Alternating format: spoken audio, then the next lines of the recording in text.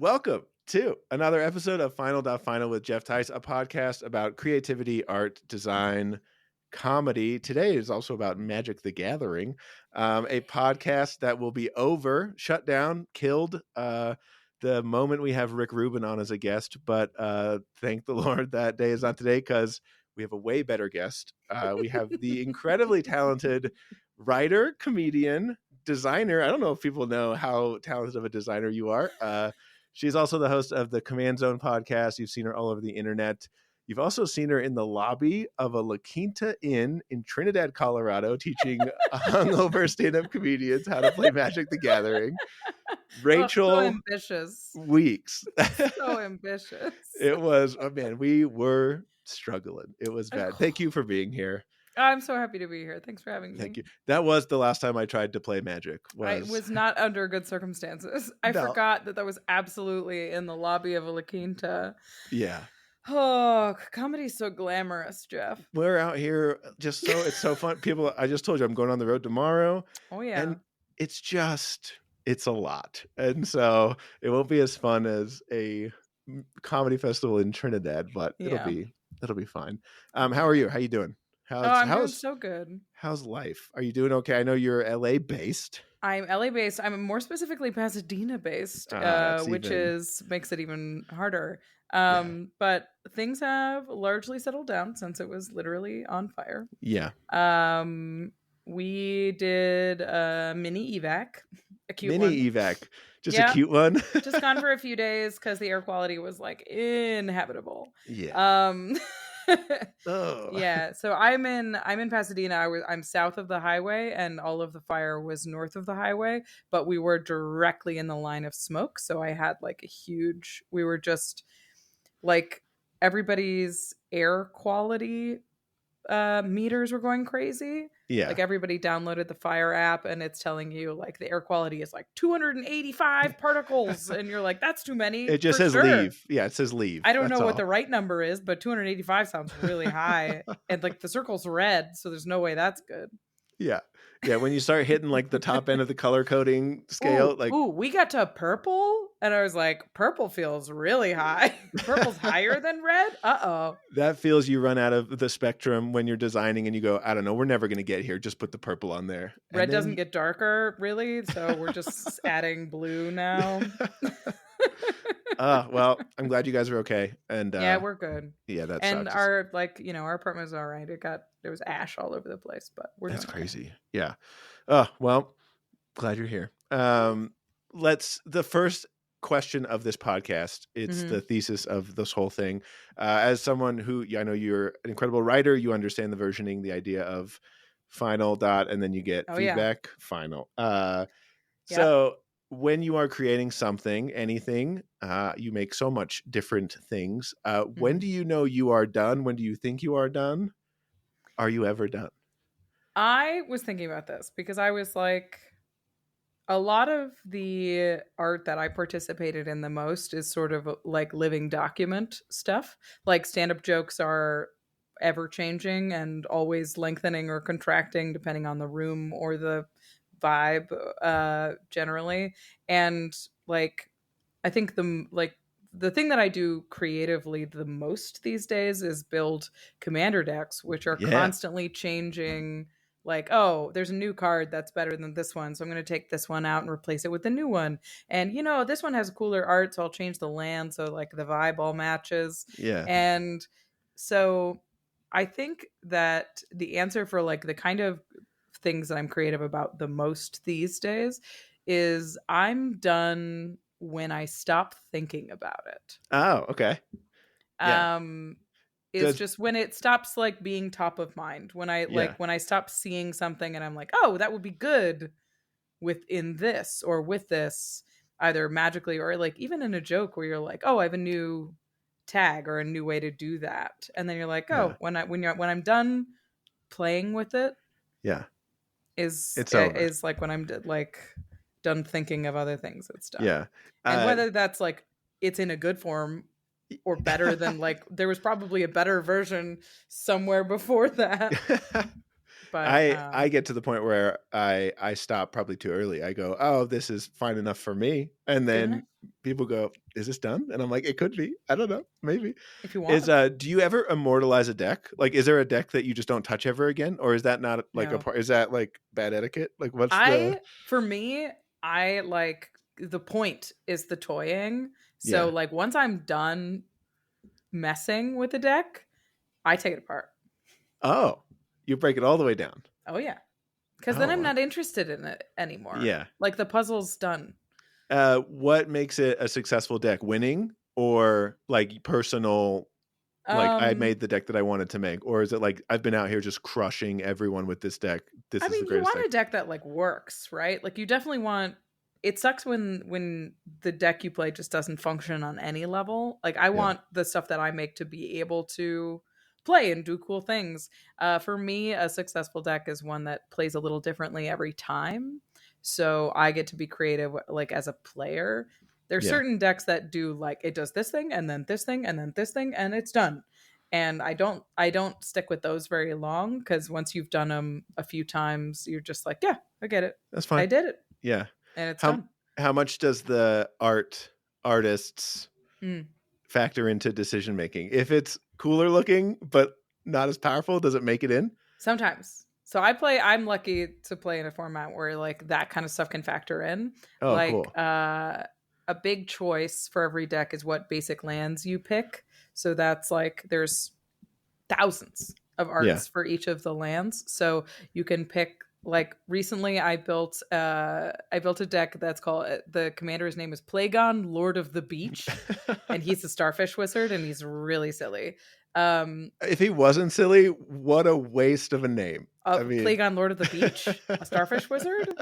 And I found out that there were basics that have crabs on them, uh, because they were like Cancer, like they were the sign Cancer, yeah. but they had like giant crabs on a beach, and I was like, well, those are way too much money, and I bought 6 of those, and then 6. the matching ones that had like fish and beachy stuff on them. Personal question, how Yeah, much were they? $4 each. Oh, okay. For like $4 or $5 each, I needed 24 of them. Oh, So I think it got it. was like I think it was Yeah, like $80 it adds up for stuff fast. that costs like pennies. I mean, Like whatever, dude. basics are free. Whatever, dude. That's so But funny. they're like really cool. They're like Yeah. way cooler than the ones that are cheap. Listen, you're talking to someone who collects basketball cards. I totally understand Those the. have no functionality. They're I can't. just cool. I'm losing at every moment. I can't even win with them. No. You lose at every moment, You and just then look at them and even then, even what are then you gaining? you're a loser. I'm being a loser. Yeah. No, it's what's another person? What's the most you've ever spent on a card? Have you ever Oh god. said that, or does that make you feel uncomfortable? Oh no, I'm happy to say. Okay. It's 3 digits, Okay. which is good. Um I think the most I've spent on one is like 250, Okay. maybe Yeah. 300. It's like Yeah. not crazy. It's not No. like, reasonable, but it's No, we're all aware, but also on board. Like that's not. yeah. Yeah. Yeah, I bought a couple of those. I've also paid for altruists to do cards, so like people hand paint I tiny mean, on cards to get yeah. cards modified to have characters that you like. We had one that was painted with our cat on it, That's awesome. and it's really cute. Those are the ones I think you've sent me the most. Are like artist series where Mm, people augment the card, they're and cool. they're phenomenal. I mean, it's so They're cool. insane. They paint so tiny, Yeah. and like they're painting on just rotten paper to paint on. They're Yeah. slick. Like Just I don't know how. Like this process starts with them just painting the whole card white, yeah. or like painting the card white and then painting around the text, like with tiny. Oh, I mean, It's to painstaking. do that analog is absolutely insane. But even if you did that digitally, it would be hard. To do that analog is even more insane. It's amazing. That's another thing I love about a lot of the artists, or at least it seems like the community for Magic the Gathering, is a extreme dedication and love to traditional mediums. So many of Yeah. the artists I've seen, I'm sure there's a billion digital artists that work out there, but all the ones that I see, like the Jesper icings, like they all Ugh. show the like they do it in acrylic or painting or gouache.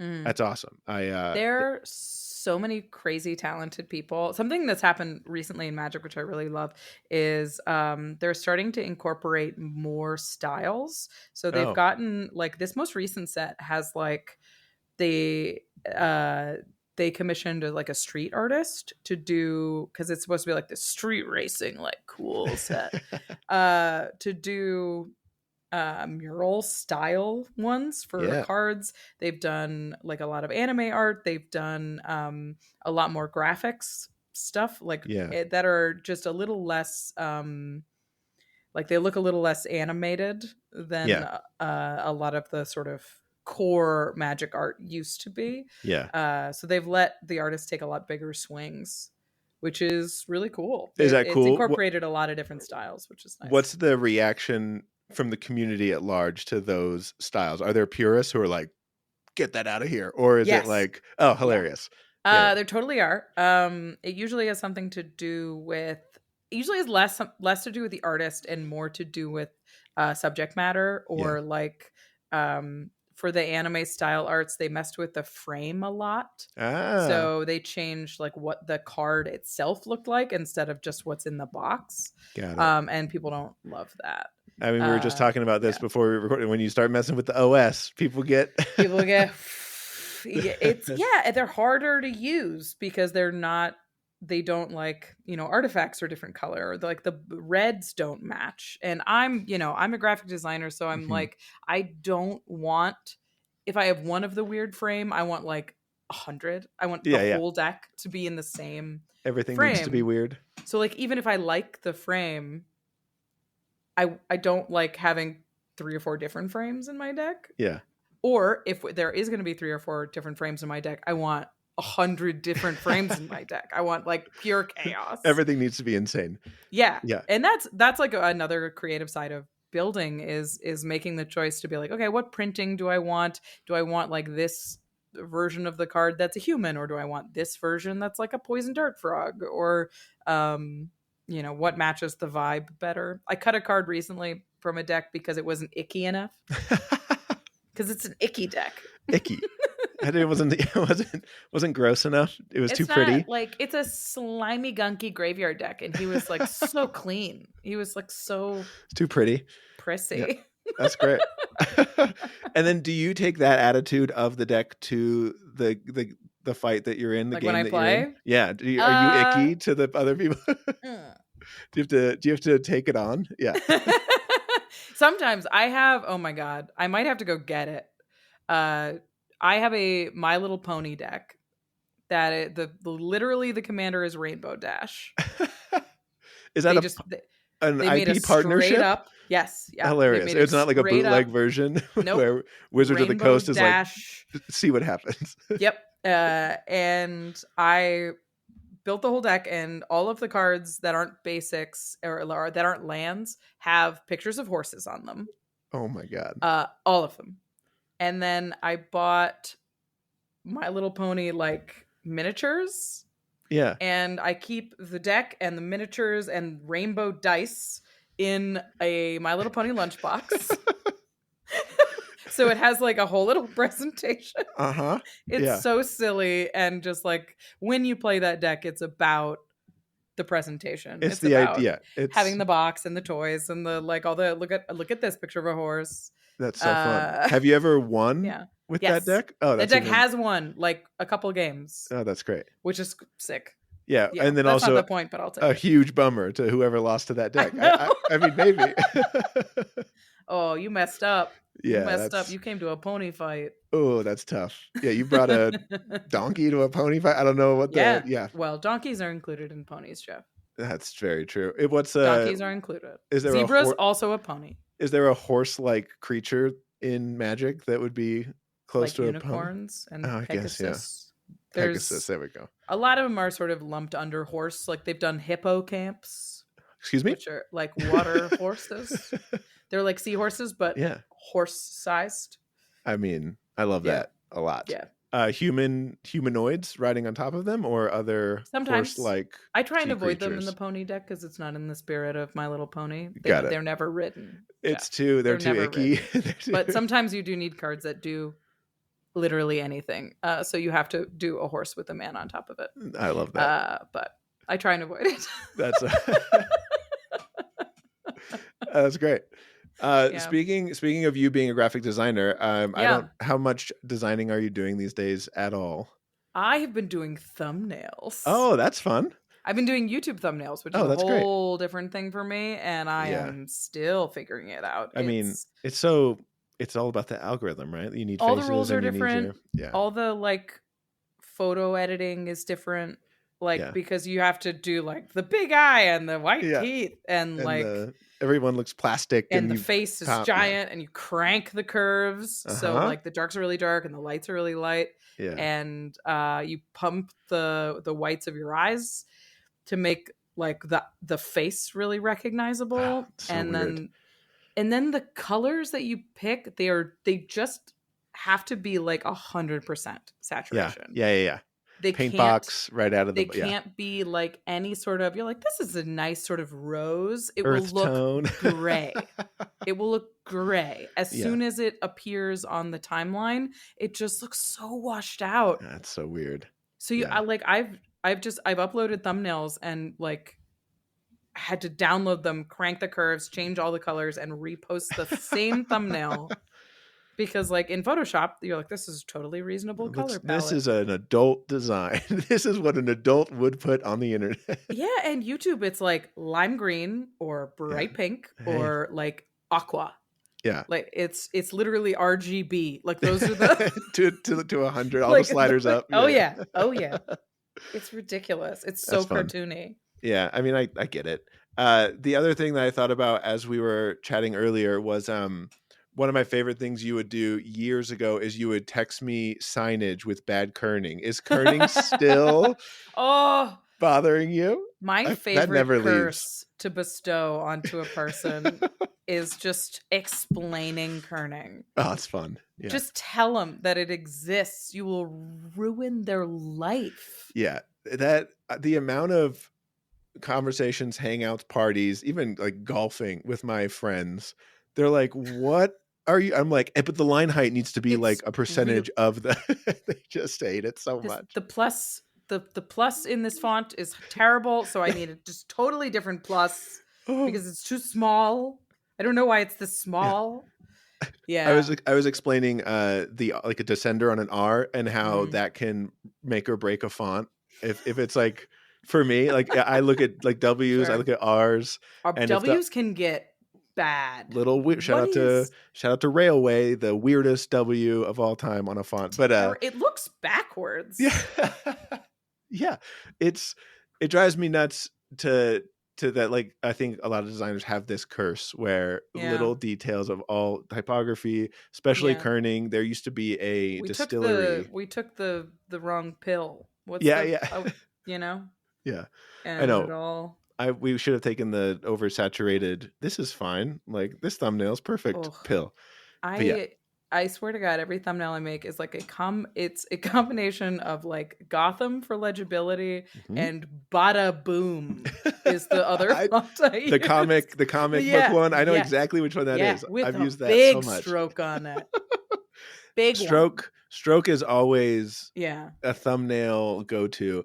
I think shout out to our friend of the podcast, Jake Brown, who's also in the Magic the Gathering world. I saw him post this like insanely detailed thread about the strokes on the typography of Magic the Gathering cards, and I was like, I think this is just for Rachel. I was like, this is for no one else. It's so narrow, and but that's why Jake and I have to hang out more so we don't inflict this upon the internet. Yeah. Because the other thing that Magic does terribly is like, we're talking about typography, but they don't do line breaks very well. Oh, like whoever does their text doesn't, it's like the text box stays. Just the hanging chads, the orphans, the orphans, the hanging chad. Yeah, yeah. God. Hey, what am I talking about? I used Magic. That was my ballot. I was voting on those this year. I don't know. We're doing our best. It's late. Yeah. Like orphans on lines by themselves, Yeah. or just like weird like thing that just cramming too many words into the text box, and you're like, Yeah. I understand you probably have a font minimum and you have to have this many words Hmm. for like rules reasons, but it looks awful. Yeah. I It feel looks like accessibility, I used to design websites and accessibility rules were super strict, and like bad. packaging too. Like line heights and font sizes. Yeah.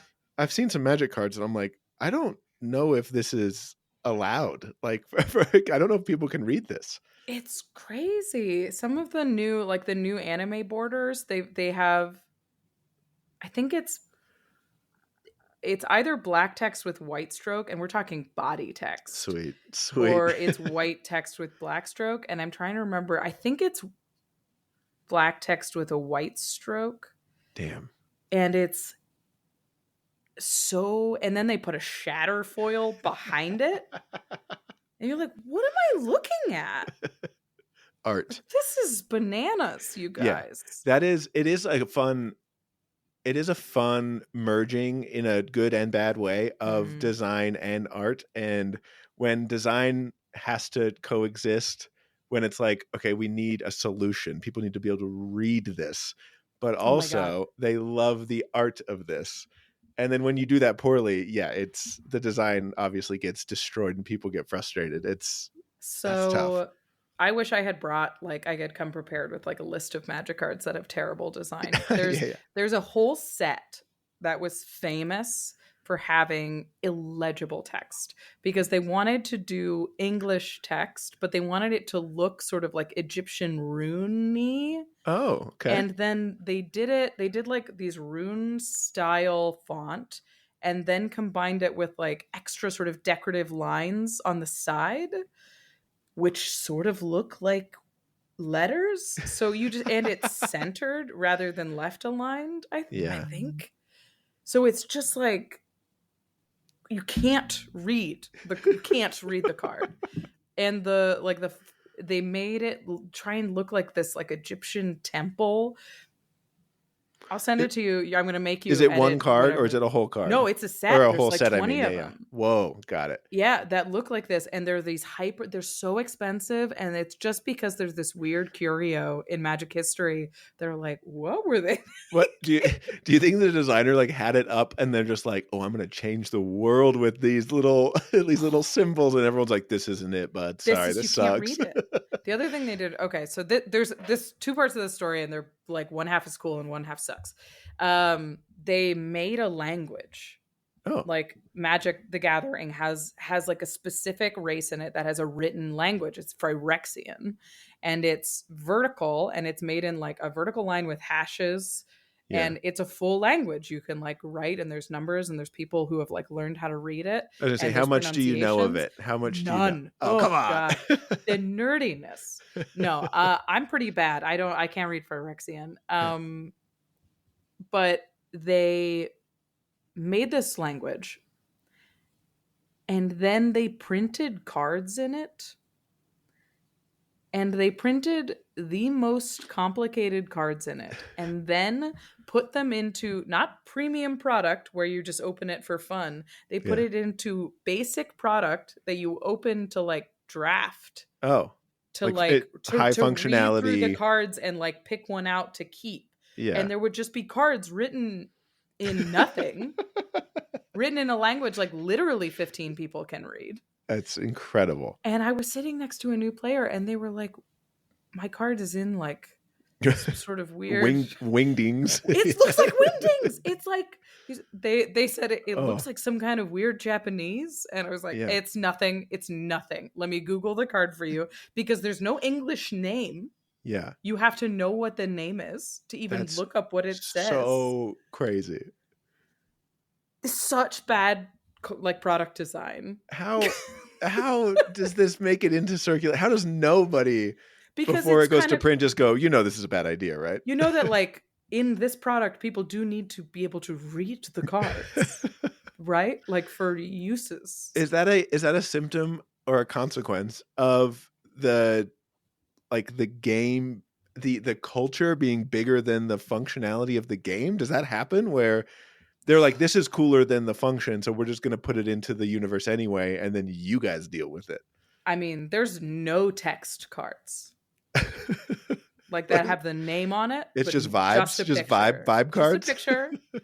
And like, as long as you know, there's this meme that there's a no text, like a textless card that's a cryptic command, and it says choose one or more. Or no, it says choose one. Counter target spell. No, choose two. Sorry. I see. That's why you need the text on the card. That's Choose why. two. Counter target spell. Return target permanent to their owner's hand. Tap all creatures. Target player controls. And there's one more. There's like 4 options. I mean, that's so Draw a impressive that card. you If I got didn't that say far. that, I think it's Yeah. 4, and it's on this textless card, and you're like, what? So we do need to be able to see this. And if you don't, your opponent probably does. Right. Like, but the thing is, Geoff, It's great. they're sick. See, that's the they're thing. Really cool. The art's like way bigger, and they're really cool. See, as soon as you give me more real estate for more art, I'd be like, no, I'm buying it. Yeah, I'll do it. It's way better. I was like, that's cool. Yeah. Yeah. I'll absolutely get destroyed with a card because I that's have no idea what my card does. Just the idea of a card, and then just get murdered. You just have to look it up on your phone. That rules. Oh, I love that so much. Yeah, it's cool. And it's to showcase the art more, and because those are the versions that Magic players like. They like looking smart and having a card that like doesn't have any text on it, but they know what it does because they're speaking a language that doesn't exist. Yes. I don't need to speak for Rexian. I know this is Jace completed mind or whatever it is. I don't know. Have you ever met someone who knows the language, or at least we followed at MagicCon. They have panels where they explain, like they'll talk about world building and they'll talk about art direction for the set, and they did a panel on the creation of Phyrexian. So awesome. It was like it's just one world building woman, and then there was like a language expert, and then there was another person. I mean, that's so fun. So interesting. They're talking about like the different ways that you can pronounce it and the reason that they picked this way, and they're like, because Phyrexians like wouldn't use their tongue in this way. They're sort of rigid machine like things, like they probably don't have tongues, but they have a lot of teeth. And you're like, you're like, they're sharks. That's incredible. I mean, that is very fun. Interesting. It's cool. I mean, that's the whole thing, right? Like, it's fun. Just get on board for how much fun it is. I saw MagicCon Chicago is coming up. When is that? February 21st through 23rd. Sweet. We're doing a live game nights live. Nice. So we're playing a Commander game, and we'll go in costumes, and there's walkouts. It's all very WWE. No, it's so funny because I've talked to you about this before. Is because you come from a live performance background. You are a murderer on stage in front of people. So then to be put in front of people who aren't expecting you to be a stand-up comedian, having that experience of a decade plus of just being like, oh no, I can crush a joke. Yeah, that's great. It's so fun. It's really fun. It's fun to be able to, I mean, what a crazy job that I found. That's great. That I'm like, but like I can do the thumbnails during the day, and I have the performance background to do the live shows, and I have the obsession, like weird brain to just dig into cards all day. It's very cool. It's the best. I remember like shows back in the day at like bars in Denver where you guys would all play after. Yeah. And I'd be like, I'm going home, but have fun with your friends. I was like, I wish I had friends. I'm going to go draw in my basement. Yeah. The reason that I learned Magic was because I would play the DC deck building game with like Sam and sometimes Lund and Aaron and Corey Rhodes. And like we'd play 5 times a week, like all the time. Yeah, we would get there Sunday morning during the burlesque at El Chorrito and play the DC deck building game in like the back room in the morning. That's so great. In a dive bar, like a tequila dive bar. Just the stickiest bar. Yeah. Just perfectly bad taquitos in the morning. It's the best. And we were playing so much that like Corey literally took the DC deck building game like from my hands and was like, today you're learning a bigger and A better new game. game. That's so funny. You Today I'm have to gonna learn 2 games. You need a second game. welcome to the first day of the rest of your life. I It's kind of know. how it felt. Yeah, that's so It's so funny. sweet. Yeah, Yeah. it's so funny. Also, no wonder you like making icky decks. You're born in an icky place. Like you learned in the ickiest place of I all time, a know. dive bar. The funny thing about the DC deck building game is like I don't care about superheroes. That's even more fun. It Like means that's you. not what it was. I just liked the cards. I was I gonna liked say the card game. that's why, like, you can tell it's like true love of the game. It's like, no, I like the game, not the Yeah. with the format. Just like I don't care. It's the Flash. Sure, the Flash gets to go first. I want the Flash. Sure, yeah. You've Yeah. it's great. So and now it became my whole thing because for years I was like, Corey, I can't learn this game. It's gonna be my whole life. I'm too obsessive. I can't do it. And he was like, you're already obsessed with a game and it's just not even a good game. You should just gotta learn a game that's worth being obsessed about. That's so funny. I love that you guys dedicated that much time to a game that everyone was just like, oh, we don't really care about this game, but we just want to play. But Rachel loves a it. Game. You're a charity case at that point. We're doing it for Rachel. Rachel needs this. She needs this. And she texts us every day. Yeah, it's so funny too because I know the players that you played with, which is hilarious now because like people like Sam Talent, who a lot of people know who that is, to think about him being like, no, Rachel, sit down. We're playing this superhero card game, which is the most Sam and Lund thing on the planet. But yeah. Eurist, Crawford. It was like a group of us that played pretty regularly. I love that so much. We had a text group to be like, hey, DC ? DC? Yeah, I love that. I mean, that's perfect. The one little side note, how much Dungeons and Dragons are you playing? I play weekly. Still? I still play Heroes, we're still doing Better Than Heroes. Good. Yeah. Yep. So we're getting toward the end. We're in Arc 6. We've been doing this for like almost 5 years. Like so long. It's no way 5 years. It started at the beginning of the pandemic. So it was like, I guess, I think it was like March or April of 2020. And now it's. Whoa. I know. Whoa. That's crazy. It just made me feel old because I was like, yeah, you're probably doing it for like a year or two. It's crazy. Wow. Like we're on, I think so this is almost 30. So we're talking about like almost 250 episodes. Awesome. So there's like 500 hours of it. Crazy. Yeah, it's nuts. But we're still doing it. I'm still playing the same character. Nobody's died miraculously. Really? We've kept it together. Yeah. I don't know. 2 of us got disintegrated last week. So I know you don't play D&D. It's a lot of damage. You're not supposed to do that. You really don't want to be have the spell disintegrate cast on you. You don't. It sounds bad. It's bad. Uncomfy. Yeah. It's not good. That rules. Yeah, so check out Better Than Heroes before everyone gets disintegrated. Yeah, that's true. We're trying to find our way through like a dungeon right now, and we are not good at it. Nope. Harlan is an evil genius that has trapped us in this dungeon forever. We're not getting out. It's half of the game. Have you run into any dragons in space? I know it's Spelljammer. People listening are like, I have no idea what. Yeah. Can you explain Better Than Heroes just for like the log line? Yes, of course. Yeah. Better Than Heroes is D&D in space. So Spelljammer is kind of, for people of our generation, Treasure Planet. Perfect. I just watched it the other day. Like literal boats in space. That's Spelljammer. And it's cool because the monsters can be crazier and grosser and ickier because you're in space. You're not limited to like the bounds of one plane or whatever. So that's really fun. And we have encountered dragons. Sweet. On various planets. I think that we've met 3 of them and we've made friends with every single one of them, which you're not supposed to do. And they are definitely evil. They like super are. And we know one of them is actively tricking us, but she was really helpful at the time. So very funny. So we still kind of have this like frenemy dragon. Keep your enemies closer. It's also Yeah, we fun. just No haven't dealt with wonder her. none of you guys have died because you're like, oh no, we just drink with everybody. Like we're just Yeah, partying. Like we're just friends. Like good yeah. vibes. I That's There was an episode where Harlan created like this astral dinosaur in space that was like chasing our ship, and it was like a basically a constellation monster that was yeah. coming after us, and we were like, "Can we run?"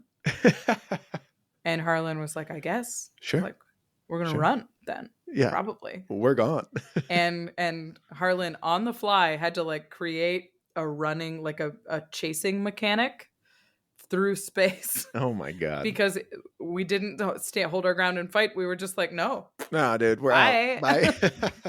That sounds awful. It's I mean, that's the beauty of Dungeons and Dragons. You just go, no, we're leaving. We're spot great. later, dude. And that's I don't great. want to. Now I'm playing Baldur's Gate, and oh my god, I don't know what that is. Baldur's Gate is a video game. Oh, and That's how is D&D. it? Is it the Came best? out a couple years ago. It's really fun. Oh, I'll check it out. You could spend all day in the character creator, just all day. Oh, that's so fun. The new Diablo, I got caught in that and I was just making it and I was like, I'll never play this game. I'm just getting, I literally, and then I haven't. I like did the the creator and then got that far. And so, yeah. And you're just like, no, I just want to make a picture of like an old gnome barbarian. It's That's so what fun. I'm gonna do. When the art's that good or when the experience is good, it's so fun. So awesome. Again, thank you so much, Rachel. You're the greatest person I've ever met. Give it up for, I just go into like host mode. Give it up for your wait staff. Let the people know where they can find you. Obviously, people already know where to find you, but if there's new people listening, so you can watch me play D&D on Mondays at 7 p.m. Pacific. That's Better Than Heroes. We're on Twitch, and we've got a YouTube channel, and there's audio only. If you want to do that, there's a ton of hours. So many hours. 500. I was so young when that started. No, I wasn't even 30 yet. I know. Wow. There's so much less gray. Wow. So that is available in those places. I host the Command Zone podcast, so that's on YouTube or wherever you find podcasts. That's about Magic the Gathering. If you don't know anything about Magic, it's going to be a tough listen. What if they got this far into the episode and they're like, "Wait, what? What is Magic the Gathering?" Yeah, I don't know. I don't know if our podcast is for you. If you've never played Magic, Magic might be for you, and you should learn it. Try it. Put down the DC then deck. Podcast after. Yes. That's so good.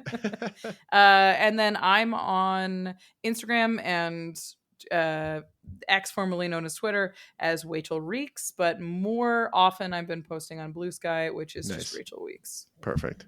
Awesome. We'll follow her. Follow me. You know where Geoff. to go. Other than that, thanks so much. Well, thanks for having me. You're the best. So good to talk to you. I'll see you soon.